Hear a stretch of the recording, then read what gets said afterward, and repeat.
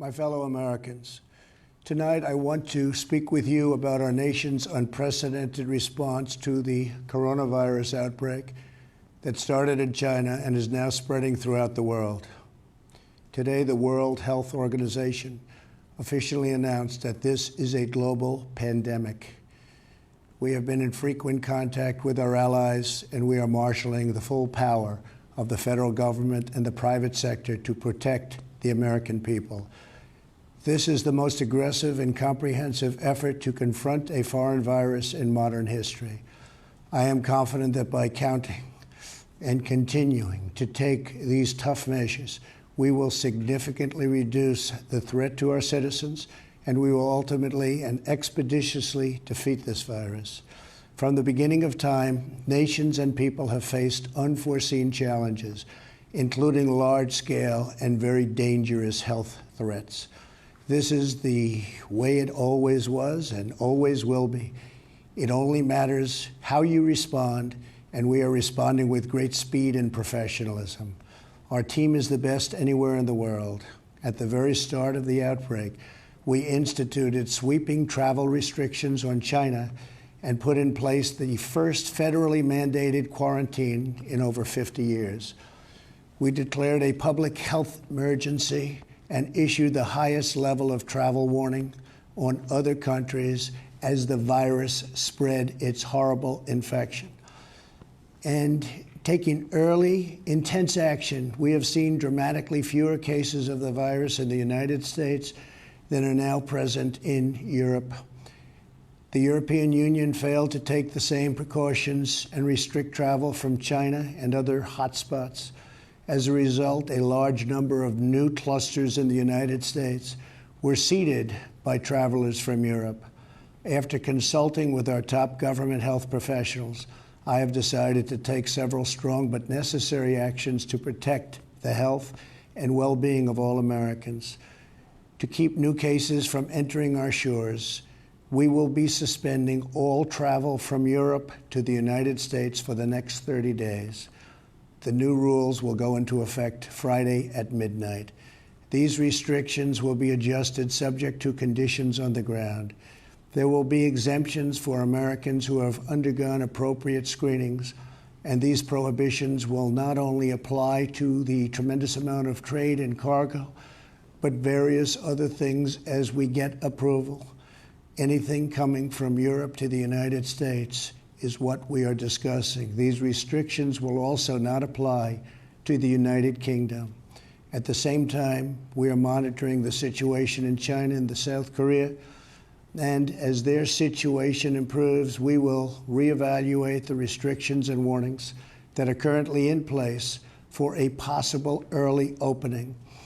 Earlier this week, I met with the leaders of health insurance industry who have agreed to waive all co-payments for coronavirus treatments, extend insurance coverage to these treatments, and to prevent surprise medical billing. We are cutting massive amounts of red tape to make antiviral therapies available in record time. These treatments will significantly reduce the impact and reach of the virus. Additionally, last week I signed into law an $8.3 billion funding bill to help CDC and other government agencies fight the virus and support vaccines, treatments, and distribution of medical supplies. Testing capabilities are expanding rapidly day by day. We are moving very quickly. The vast majority of Americans, the risk is very, very low. Young and healthy people can expect to recover fully and quickly if they should get the virus. The highest risk is for elderly population with underlying health conditions. The elderly population must be very, very careful. In particular, we are strongly advising that nursing homes for the elderly suspend all medically unnecessary visits.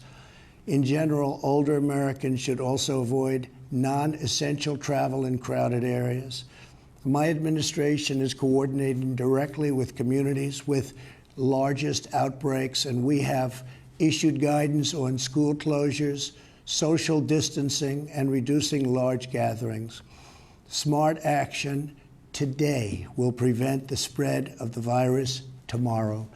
Every community faces different risks, and it is critical for you to follow the guidelines of your local officials who are working closely with our federal health experts, and they are the best. For all Americans, it is essential that everyone take extra precautions and practice good hygiene. Each of us has a role to play in defeating this virus. Wash your hands, clean often used surfaces, cover your face and mouth if you sneeze or cough, and most of all, if you are sick or not feeling well, stay home. To ensure that working Americans impacted by the virus can stay home without fear of financial hardship, I will soon be taking emergency action, which is unprecedented, to provide financial relief. This will be targeted for workers who are ill, quarantined, or caring for others due to coronavirus. I will be asking Congress to take legislative action to extend this relief. Because of the economic policies that we have put into place over the last 3 years, we have the greatest economy anywhere in the world by far.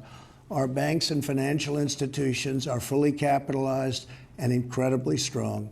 Our unemployment is at a historic low. This vast economic prosperity gives us flexibility, reserves, and resources to handle any threat that comes our way. This is not a financial crisis. This is just a temporary moment of time that we will overcome together as a nation and as a world.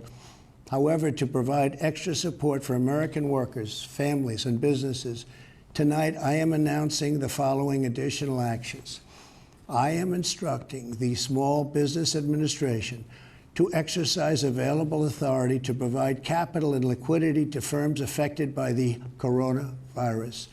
Effective immediately, the SBA will begin providing economic loans in affected states and territories. These low-interest loans will help small businesses overcome temporary economic disruptions caused by the virus. To this end, I am asking Congress to increase funding for this program by an additional $50 billion. Using emergency authority, I will be instructing the Treasury Department to defer tax payments without interest or penalties for certain individuals and businesses negatively impacted. This action will provide more than $200 billion of additional liquidity to the economy. Finally, I am calling on Congress to provide Americans with immediate payroll tax relief. Hopefully, they will consider this very strongly. We are at a critical time in the fight against the virus. We made a life-saving move with early action on China. Now we must take the same action with Europe. We will not delay. I will never hesitate to take any necessary steps to protect the lives, health, and safety of the American people. I will always put the well-being of America first. If we are vigilant and we can reduce the chance of infection, which we will significantly impede the transmission of the virus. The virus will not have a chance against us. No nation is more prepared or more resilient than the United States.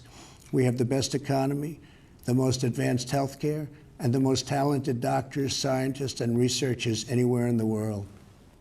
We are all in this together. We must put politics aside, stop the partisanship, and unify together as one nation and one family.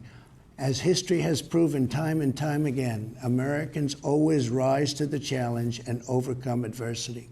Our future remains brighter than anyone can imagine.